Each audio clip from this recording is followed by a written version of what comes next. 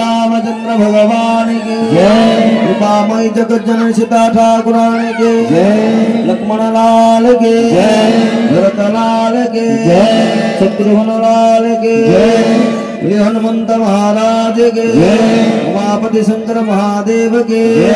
सिद्धेश्वर बाबा के जय। उमापति महारानी के जय। गोस्वामी तुलसीदास के रामायण ग्रंथ के नवन्न पारायण के नवन्न पारायण अष्टम दिशा विश्राम के अपना अपना गुरु गोविंद के बोले माँ माहेश्वरी देवी के माँ परमेश्वरी देवी के बोले ग्रामण देवा देवी के बोले कृष्णानंदे दाता भक्त मंत्र मनवंचा पुण्य करम रघुनाथे बोले कृष्णानंदे कवा ब्राह्मण सकल इष्ट खंडन करम रघुनाथे बोले कृष्णानंदे कवा बोले प्रेमानंदे कवा।